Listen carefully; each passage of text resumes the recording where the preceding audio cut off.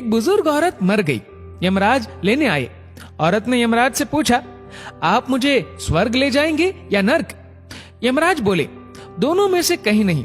तुमने इस जन्म में बहुत ही अच्छे कर्म किए हैं, इसलिए मैं तुम्हें सीधे प्रभु के धाम ले जा रहा हूँ। बुजुर्ग औरत खुश हो गई, बोली, धन्यवाद, पर मेरी आपसे एक विनती है।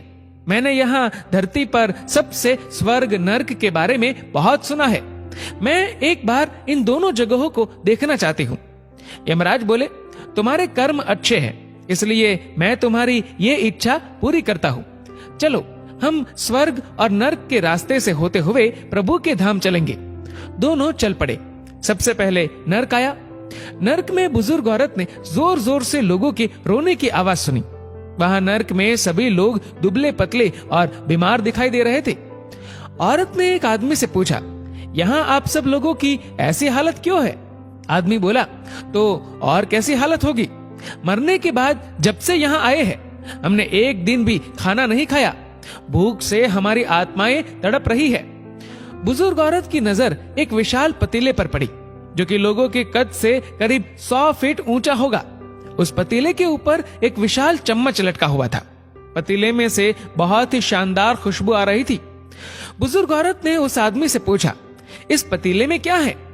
आदमी मायूस होकर बोला, ये पतीला बहुत ही स्वादिष्ट खीर से हर समय भरा रहता है। बुजुर्ग औरत ने हैरानी से पूछा, इसमें खीर है तो आप लोग पेट भर के ये खीर खाते क्यों नहीं? भूख से क्यों तड़प रहे हैं? आदमी रो रो कर बोलने लगा, कैसे खाए? ये पतीला 100 फीट ऊंचा है। हम में से कोई भी उस पतीले तक नहीं पहुंच पाता। बुजुर्ग औरत को उन पर तरस आ गया।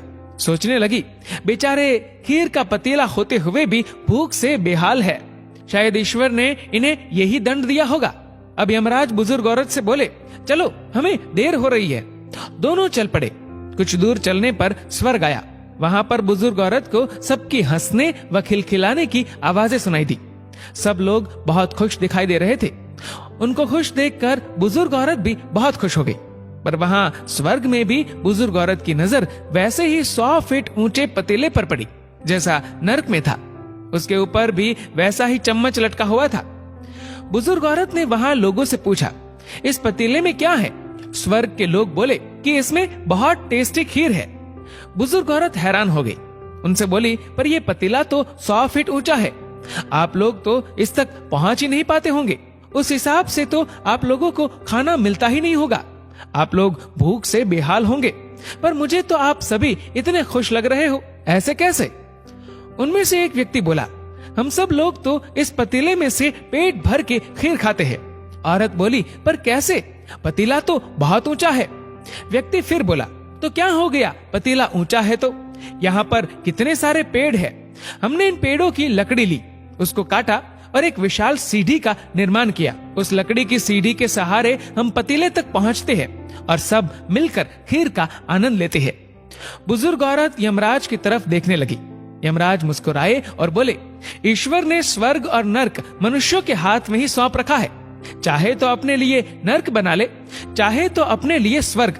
ईश्वर ने सबको एक समान हालातों में डाला है। उसके लिए उसके सभी बच्चे एक समान है। वो किसी से भेदभाव नहीं करता। वहाँ नर्क में भी पेड़ पौधे सब थे, पर वो लोग खुद ही आलसी है। उन्हें खीर हाथ में चाहिए।